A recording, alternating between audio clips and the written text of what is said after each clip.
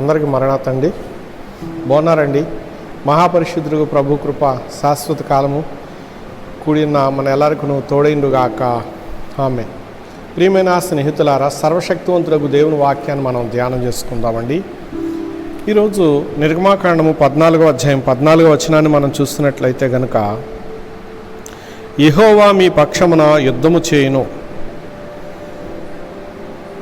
మీరు ఊరకయే ఉండవలెనని ప్రజలతో చెప్పెను అని చక్కగా ఇక్కడ దేవుడు తెలియపరుస్తూ ఉన్నారు. ప్రియమైనటువంటి స్నేహితులారా, సర్వశక్తివంతులకు సృష్టికర్త అయిన దేవుడు తాను ఏర్పాటు చేసుకున్నటువంటి ఇశ్రాయేలు ప్రజల నిమిత్తమై చేసినటువంటి ఈ వాగ్దానాన్ని నేడు మనము తలంచుకుందాము. సర్వశక్తివంతులకు దేవుని మాట చేత మోషే గారు దైవ జనాంగమైన ఇశ్రాయేలు ప్రజలను ఐగుప్తు దేశంలో పడుతున్న శ్రమలన్నిటి నుంచి వారిని విడిపించి వెలుపలికి తీసుకుని వచ్చిన సందర్భం అది. అంటే ఇశ్రాయేలీలకు ఐగుప్తు నుండి విడుదల, స్వాతంత్ర్యం వచ్చినట్లే. ఇంకా వారు వెలుపలికి వచ్చారు. అయితే వారు ఎర్ర సముద్రము దగ్గరకు వచ్చేసరికి భయంకరమైనటువంటి సమస్య వారు ఎదుర్కోవాల్సి వచ్చింది. వెనక ఐగుప్తీయులు వారిని నాశనము చేయాలని వస్తున్నారు. ముందు ఎర్ర సముద్రము అడ్డుగా ఉంది, ఎడపెడ భయంకరమైన అరణ్యం ఉన్నది. ఈ పరిస్థితిలో ఒక దొడ్లో పెట్టిన గొర్రెలాగా ఉన్నారు వారంతా కూడా. ఎటు పోవాలో తప్పించుకోవడానికి కూడా మార్గం లేదు. అలాంటి పరిస్థితుల్లో దేవుడు వారికి చేసినటువంటి చక్కని వాగ్దానం, ఊరక నిలిచి ఉండి చూడమంటున్నాడు. యెహోవాయే యుద్ధం చేస్తానని చెబుతున్నాడు. వెంటనే ఎర్ర సముద్రాన్ని మహాపరిశుద్ధులకు దేవుడు పాయలు చేశారు. స్నేహితులారా, పాయలుగా విడిపోయింది ఎర్ర సముద్రము దేవుని ఆజ్ఞకు లోబడి. వెంటనే దైవ జనాంగమైన ఇశ్రాయేలు ప్రజలు ఆ మార్గంలో ఎర్ర సముద్రం యొక్క యువతల నుండి అవతలకు చేరుకున్నారు.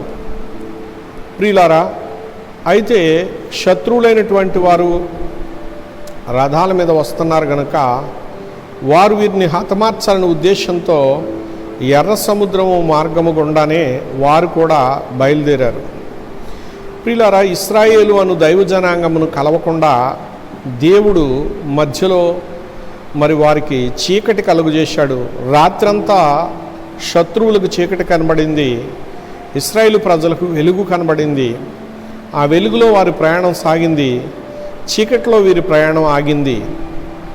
అయితే తెల్లవారుగానే ఇశ్రాయేలులంతా కూడా ఎర్ర సముద్రము ఆవలవడ్డుకు చేరుకున్నారు.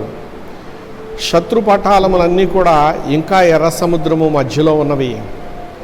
ఈ పరిస్థితుల్లో దేవుడు మోషేతో మరలా మాట్లాడి, మరలా నీ చేతికర్రతో ఎర్ర సముద్రాన్ని కొట్టమని చెప్పినప్పుడు మోషే గారు దైవాజ్ఞ ప్రకారముగా చేశారు. వెంటనే ఎర్ర సముద్రము ఏకమైపోయింది. ఆరినటువంటి నేల విడవబడిన, దేవుడు తెరచినటువంటి ఆ మార్గము మూయబడింది. దైవ జనాంగం కోసం మార్గం తెరిస్తే దుష్టులైనటువంటి వారు దుర్బుద్ధితోనూ అహంభావముతోనూ దైవ జనాంగములను, నీతిమంతులను హింసించటానికి, శోధించటానికి వారు బయలుదేరారు. ప్రియమైన స్నేహితులారా, నీతిమంతుల మీద భక్తిహీనుల రాజదండము ఏలుబడి చేయదు అని చెప్పి కీర్తన గ్రంథంలో రాయబడినట్లు వారు వీరిని ఇక ఏలలేని పరిస్థితి. అందువలన ఎర్ర సముద్రంలో వారు మునిగి హతులైపోయారు. శత్రువులు అంటున్నారు, ఇశ్రాయేలీలు యుద్ధం చేయటం లేదు మనతో, ఇశ్రాయేలీలు దేవుడే మనతో యుద్ధం చేస్తున్నాడు, పారిపోదాము రండి అని ఒకరితో ఒకరు చెప్పుకున్నారు. కానీ పారిపోవడానికి వారికి అవకాశం లేదు.